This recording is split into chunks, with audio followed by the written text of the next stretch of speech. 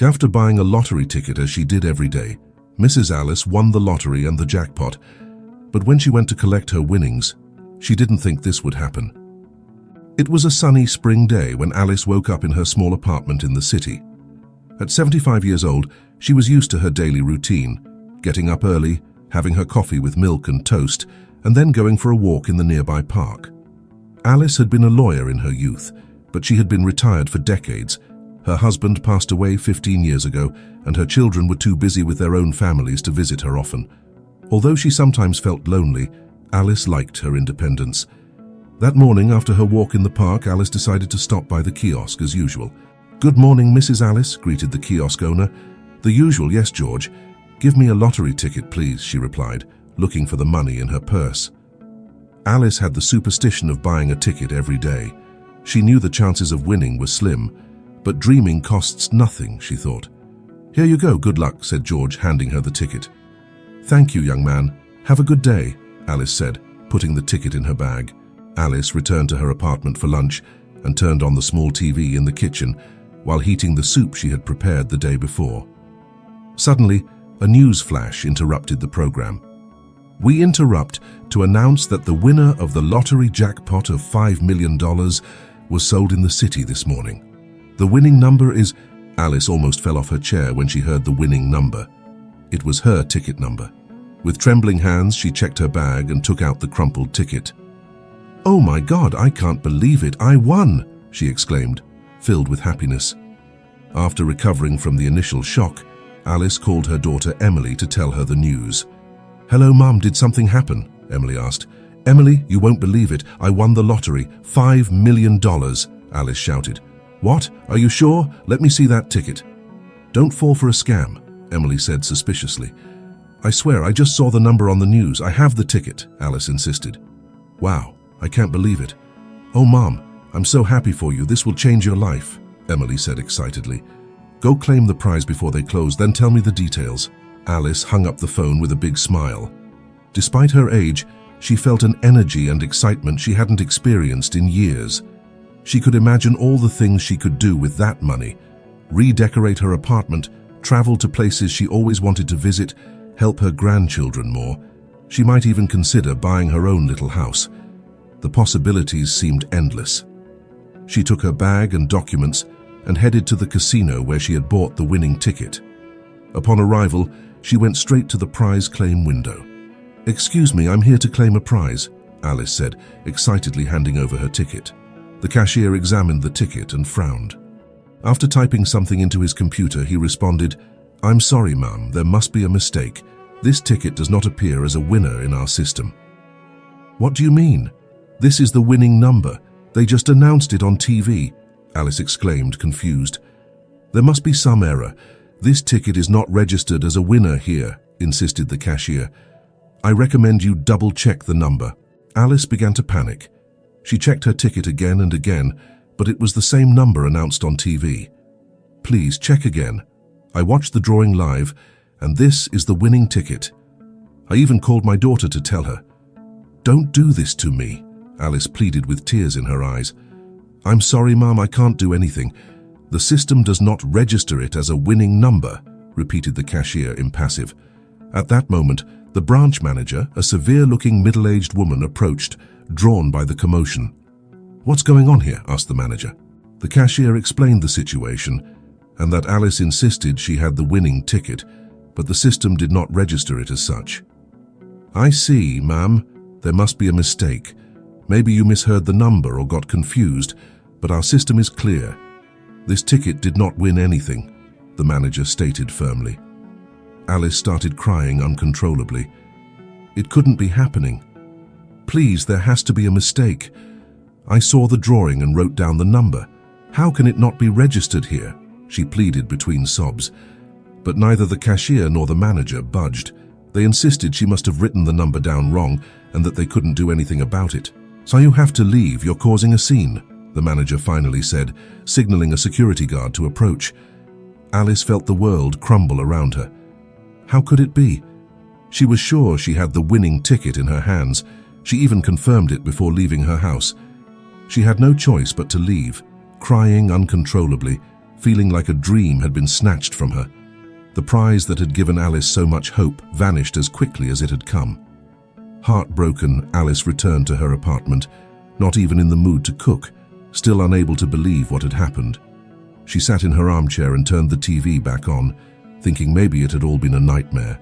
To her surprise, the news channel was broadcasting live from the casino's entrance, covering the story of the jackpot winner. The reporter held a ticket in his hand. "We are here outside the casino, ready to speak with the lucky winner of $5 million as soon as they come out with their enormous check," said the reporter. Alice felt nauseous when she confirmed that the ticket the reporter was showing had the same number as hers. There was no doubt her ticket was the winner. "I can't believe they did this to me," she murmured, as tears welled up in her eyes again. There must be some mistake, or worse, some kind of fraud. Alice couldn't understand how the winning ticket could be about to be paid out to someone else. Determined to get to the bottom of it, she took her bag again and headed to the casino, hoping to confront the supposed winner and uncover the truth. When she arrived, she found a crowd celebrating and taking pictures with a man holding a $5 million check. Seeing the supposed winner celebrating with the prize she was sure she had won, Alice felt completely devastated and confused. How could this be possible? She had in her possession the ticket with the winning number. She had checked it multiple times. Definitely something very strange was going on. Determined to uncover the truth, Alice made her way through the crowd to where the man with the check was standing. "Excuse me, I need to talk to you for a moment," Alice said, touching the man's shoulder. "I'm a bit busy right now, ma'am. What do you need?" he responded impatiently. "Please, it will only take a moment. I need to see your winning ticket," Alice insisted. The man reluctantly agreed and showed her the ticket. Alice examined it meticulously and confirmed that it indeed had the same number as hers. "This doesn't make sense. I also have this same ticket number, and the casino told me it wasn't a winner. There must be a mistake," Alice exclaimed. "Ma'am, I don't know what you're talking about. Clearly this is the only winning ticket, and it has already been verified by the casino. Now, if you'll excuse me, I want to enjoy my prize," the man said rudely, turning away to take more photos with the check. Alice wasn't willing to give up. She made her way through the crowd again and approached the casino executives who were there. "Please, you have to listen to me. This ticket I have also has the winning number. I'm sure something irregular is happening here," Alice pleaded to the casino's general manager. "Ma'am, we already had this conversation before. The only winning ticket validated by our system is the one that gentleman has."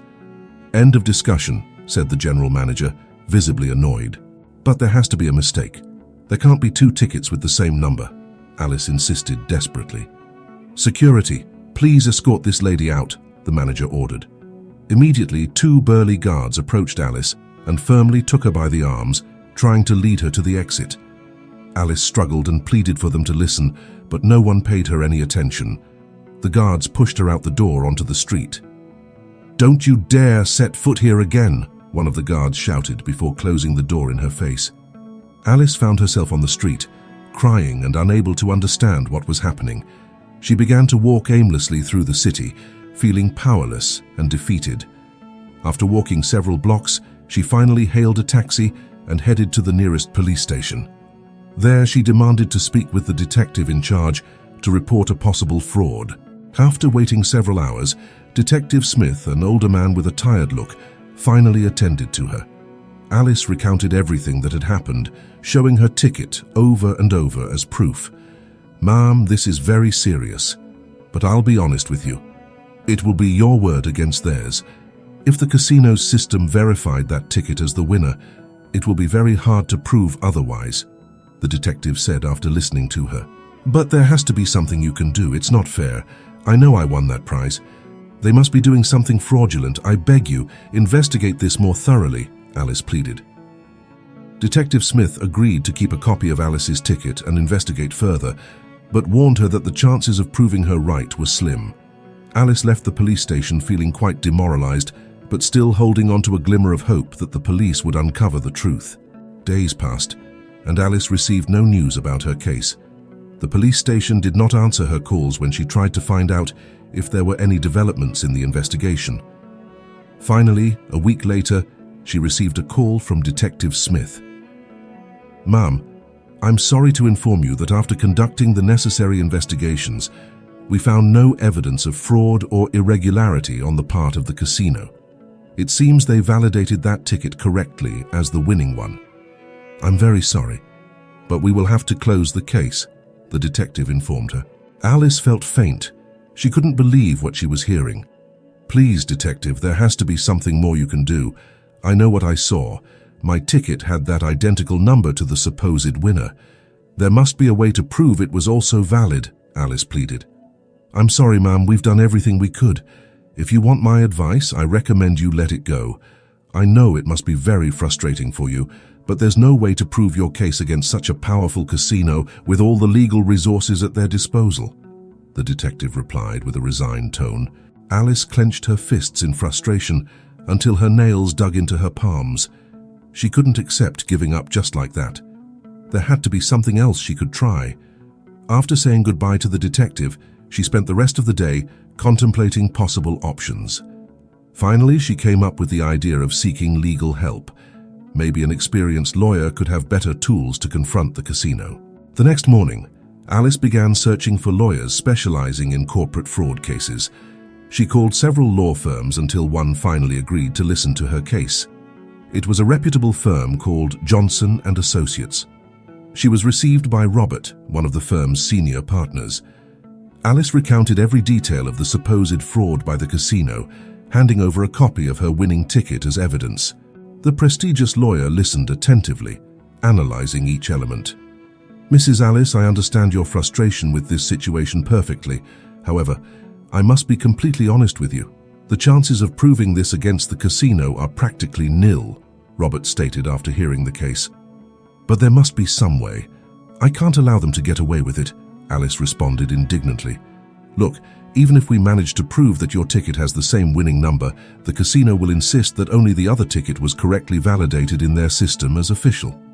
They could claim that it's a printing error on your ticket, and the court would side with them based on their internal records, the lawyer explained patiently. But there has to be some law or legal recourse we can use, Alice insisted. Robert took a few moments to think of possible strategies and finally responded, We could attempt a corporate fraud lawsuit. For that, we would need to try to obtain internal evidence from the casino showing that they deliberately validated 2 tickets with the same number to deny you your prize, or something like that.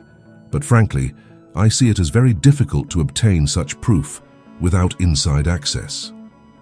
Alice looked at him with a decisive gaze. Do whatever it takes, please.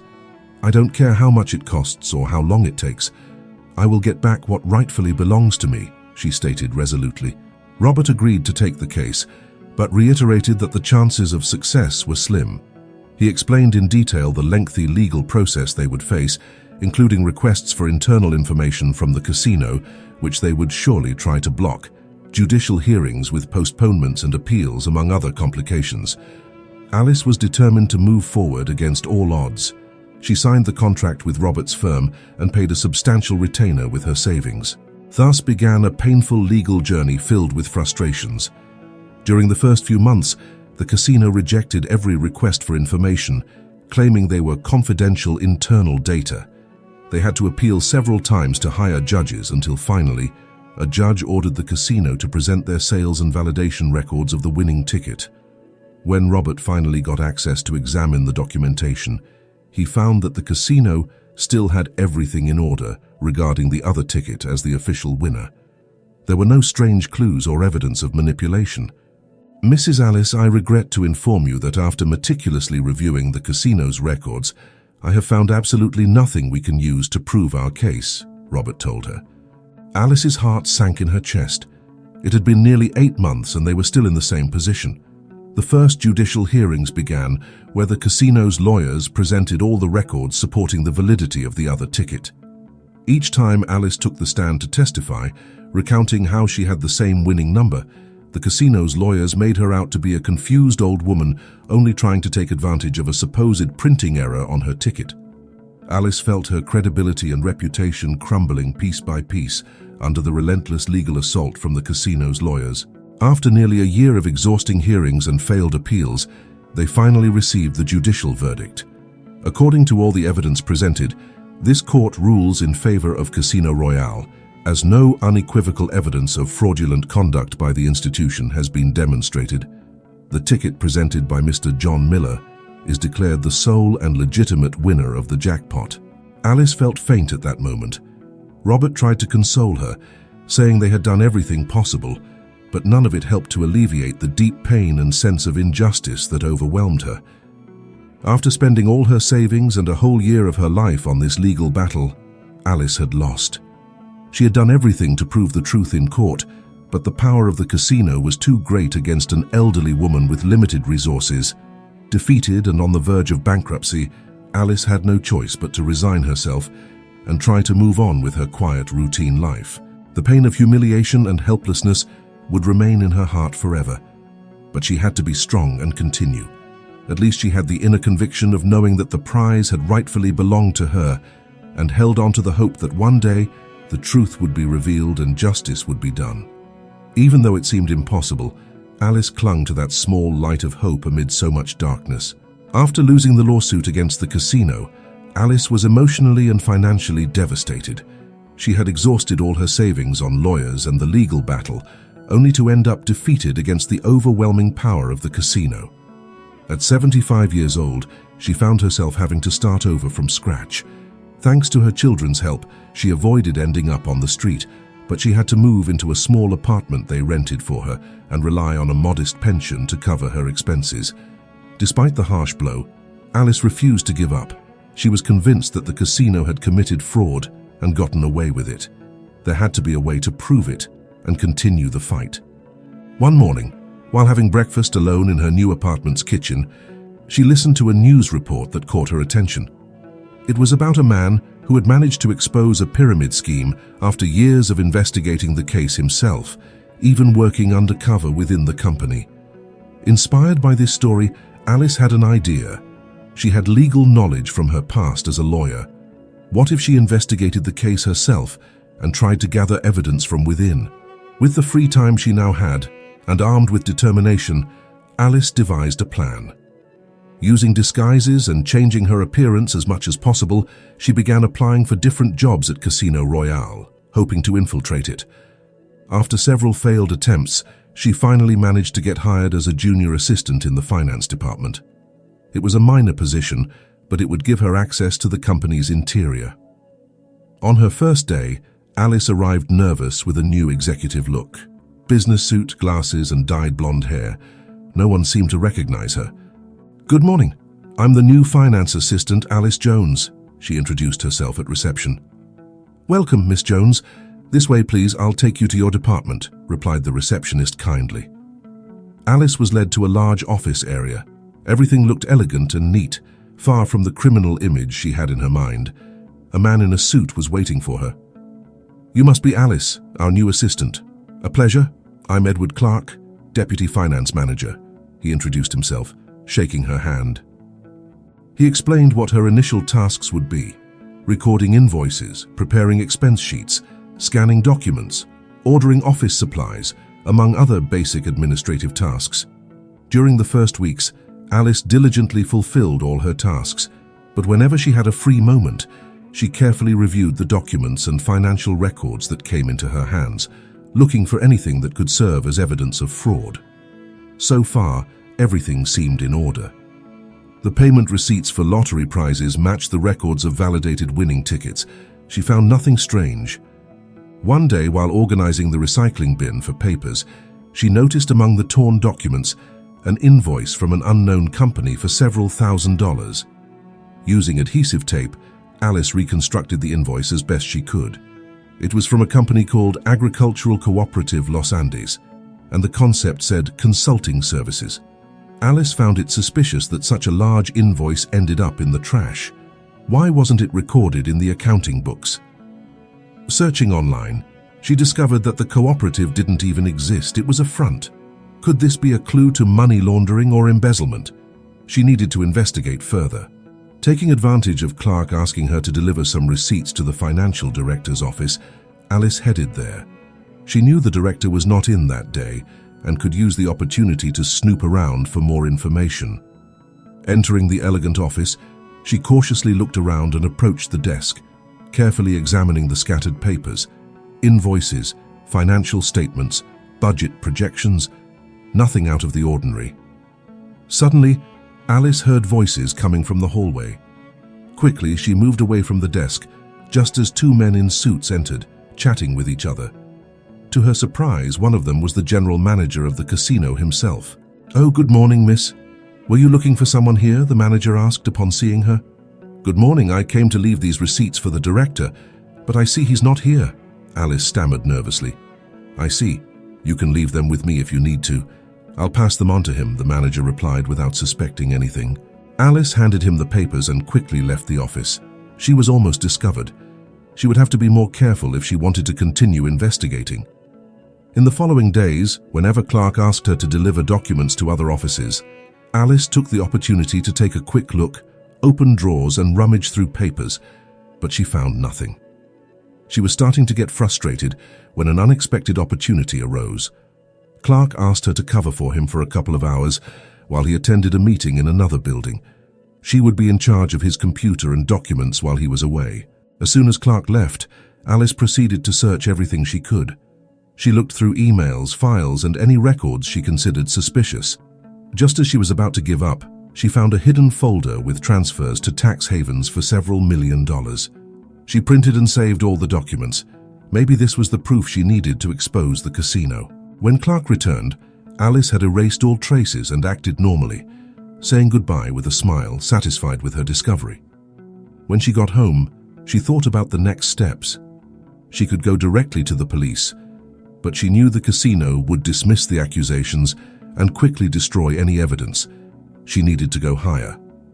After thinking it over, she decided to contact an investigative journalist known for exposing corruption cases. He agreed to meet her in a bar that same night. Nervous but eager to reveal the truth, Alice handed the journalist copies of all the incriminating documents. The journalist assured her he would investigate thoroughly before publishing anything. Days passed, and Alice heard nothing until a week later, when the scandal broke. The famous journalist published a bombshell investigation revealing fraudulent transfers and money laundering by Casino Royale, presenting all the evidence provided by an anonymous source. The casino tried to deny the story, but the evidence was overwhelming.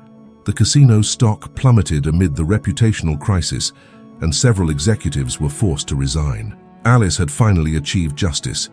Her bravery and ingenuity had allowed her to defeat a powerful fraud that no one else had been able to uncover.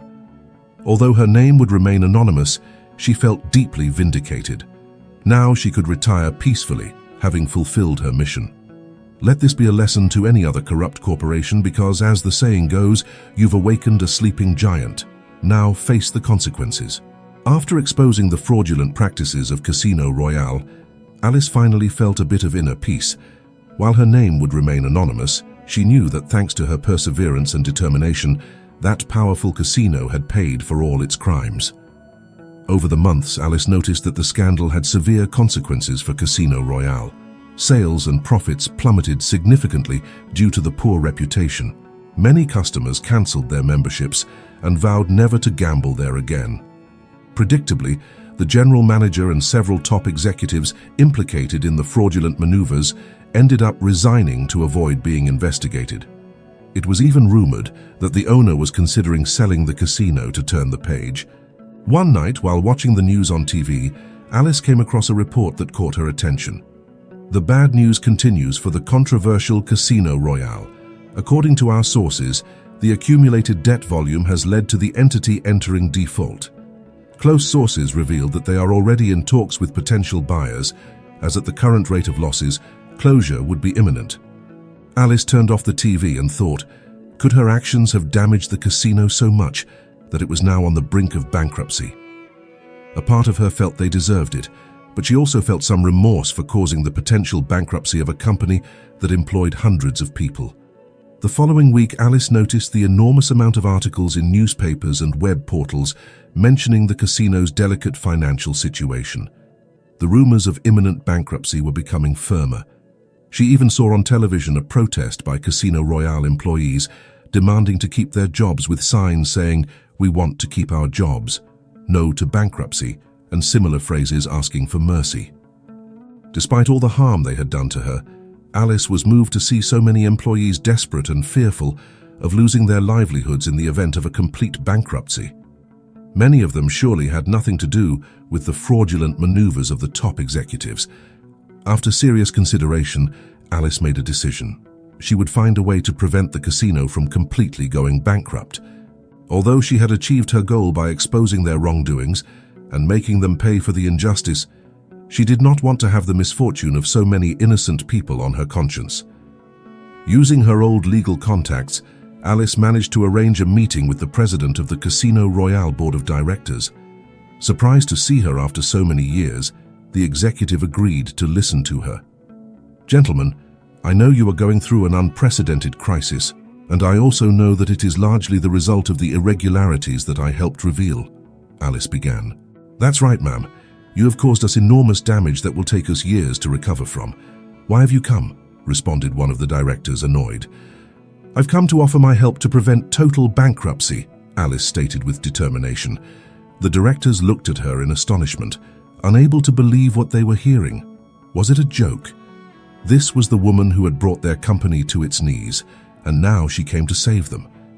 Alice explained that she regretted affecting so many employees who were not at fault, and that she was willing to use her contacts and influence to secure new investors or buyers to inject fresh capital into the company.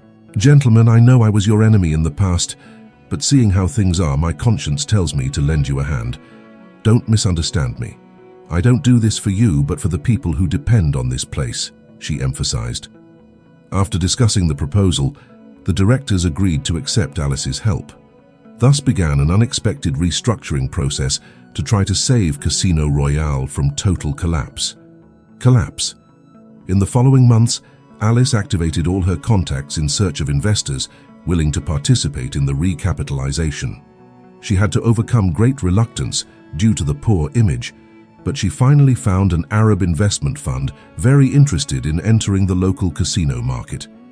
After intense negotiations, the fund agreed to invest $15 million in exchange for a 35% stake and board seats.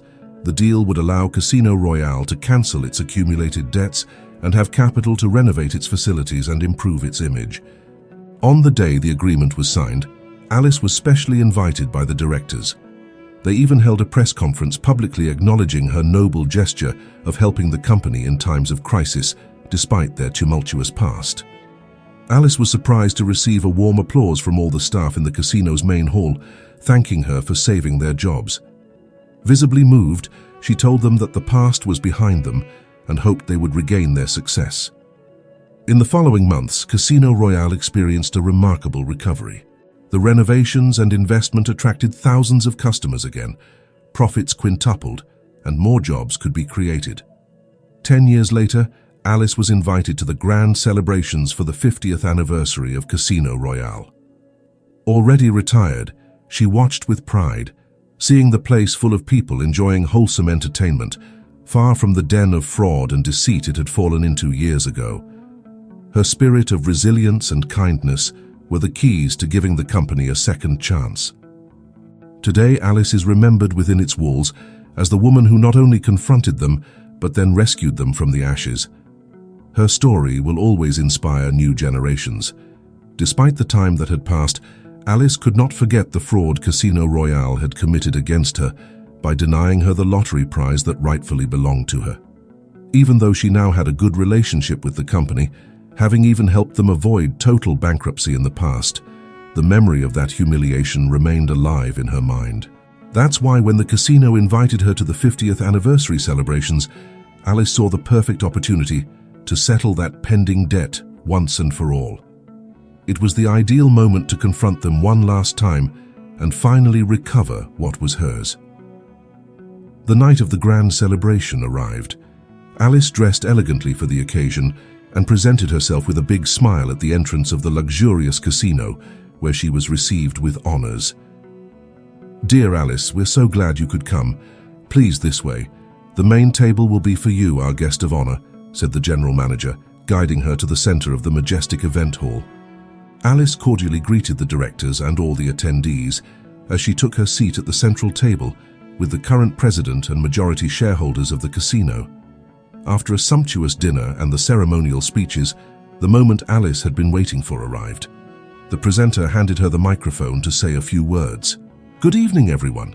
It is a great honor for me to be here celebrating with you," Alice began. Suddenly her tone changed radically, becoming cold and severe. "However, I cannot let this occasion pass without claiming what is rightfully mine. 25 years ago, I won the grand prize of your lottery, and you cheated me by denying me the payment. I demand that you give me what I am owed with interest." Everyone in the hall was stunned. No one understood what was happening. The manager tried to intervene to calm her down, but Alice didn't give him a chance. "Don't you dare touch me. I've waited a long time for this moment. I brought all the necessary proof to expose you all in front of everyone," she said, brandishing the copy of her winning ticket. Security quickly intervened to try to remove her, but Alice resisted firmly, clinging to the podium. "Let go of me. I won't leave here until you admit your fraud and pay me what you owe," she shouted furiously. "You haven't changed at all. You're still the same scammers and fraudsters as always.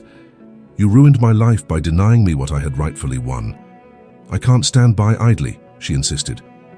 The board president asked everyone to continue the celebration in the adjoining hall so he could speak with Alice alone. Once they were alone, he tried to reach an agreement. "Alice, I offer you a sincere apology for what happened in the past. It was an unforgivable mistake, but all the board members from that time are no longer here. We are new people now," he nervously justified himself. "I don't care. You got rich at my expense. It's time for you to pay," Alice responded bluntly. The president quickly did some calculations on paper and finally offered a deal. "Okay, I'll propose something fair. We will pay you the prize money you claim, which, according to my calculations with updated interest, would be approximately $8.5 million. In return, you must commit not to claim anything from us again or make any scandal," the president offered. Alice thought for a moment. She knew that would be enough to recover her money and maybe a little more. She didn't want to be too greedy. "Agreed, I accept your offer. I want the money in cash tomorrow, and you'd better not try to cheat me again," Alice warned. The president agreed to the deal, called the finance manager to prepare the money, and scheduled Alice for the following day for the payment. Alice left that night with a big smile of satisfaction. Justice had finally been served. The next morning, Alice arrived promptly at the casino for the meeting. There, waiting for her were the president and the manager with a briefcase. Inside were stacks of bills for the agreed amount. Alice checked the money bill by bill, ensuring the amount was correct. Once satisfied, she signed the payment receipt and confidentiality agreement. "I'm truly sorry for everything that happened. I hope this arrangement brings you some peace," the president said, shaking her hand. The casino's directors learned a valuable lesson. They saw that no matter how much time had passed, the wrongful acts of the past could always come back to exact their price. Honesty and justice must guide every decision. Alice left calmly, fully satisfied with the duty fulfilled. It's never too late to claim what is right, no matter how powerful those who try to deny it may be. With the money from the agreement, Alice could afford some comforts and live more peacefully, but her persistent nature did not allow her to stay idle. She thought of all the other people who might have been scammed by that casino or other fraudulent businesses. Alice decided she had to continue her crusade against injustices. Despite her age, she was not willing to retire. She still had much to give. That's how she came up with the idea of establishing a foundation to help others achieve what was rightfully theirs. Using part of the agreement money, Alice worked to create the Foundation Against Corporate Fraud. She surrounded herself with lawyers specializing in corruption and consumer fraud cases. The foundation began to operate, receiving complaints from people who had been victims of all kinds of deceptions by companies. Alice personally attended to each case, offering moral support and free legal advice. One of the first to approach the foundation was Peter, a humble worker who had been scammed by a finance company. They had tricked him into signing a loan with exorbitant interest rates that had not been clearly disclosed. "Please help me, I can't pay this. They will take everything I have," Peter pleaded desperately. "Don't worry, we will thoroughly analyze your case and find a way to nullify that fraudulent loan," Alice reassured him. Thanks to her lawyer's expertise, they managed to prove that the finance company had violated consumer information laws. After a tough legal battle, the court ruled in favor of Peter, freeing him from the illegitimate debt. Another emblematic case taken on by the foundation was that of Linda, a retiree who had been sold a bogus travel package. It was just a trap to steal her savings. They activated all their contacts until they found the scammer, who confessed his crime in court. Linda was able to recover every cent that had been stolen from her. Over time, the foundation grew significantly, helping hundreds of people protect themselves from various abuses. Alice became a reference, giving talks and interviews to raise awareness about consumer rights. Years passed with countless cases that Alice attended with the same passion as always. Her body was tired, but her spirit remained strong in the fight for justice. One night, at 90 years old, Alice received a visit at her home from an elderly woman who could barely speak, her voice broken by emotion. "You don't know me, but I know you. When I was little, my parents lost everything to a scam until you helped us recover," the woman said. Alice didn't remember that specific case. There had been so many. But seeing that genuine gratitude was the best reward. "You don't have to thank me for anything. I just did what I had to," Alice replied with a smile. The woman lovingly took her hands. "You restored our faith in justice. We will never forget it. You are my hero," she said through tears. Alice felt that moment summarized the entire meaning of her struggle. She knew then that she could pass away in peace, because her legacy would live on in the hearts of those people. Shortly after, Alice peacefully passed away in her sleep at the age of 92. The expressions of gratitude multiplied from all those who had found a beacon of hope in her. Her funeral was attended by people from all walks of life, from humble individuals to powerful business people who had witnessed her transformation. All retained an indelible memory of Alice as an honest and brave woman capable of facing any injustice. The foundation endured, continuing to help the defenseless, just as its mentor would have wanted. Alice went down in history as an example of tenacity, resilience, and justice. Her greatest legacy was proving that with perseverance, one can overcome adversity and turn the worst situations into strength to fight for a greater good. As she often said, "Falling is not failing, failure is staying down." Her life and work were the pure embodiment of that philosophy, an eternal beacon for noble souls who refuse to resign themselves to injustice.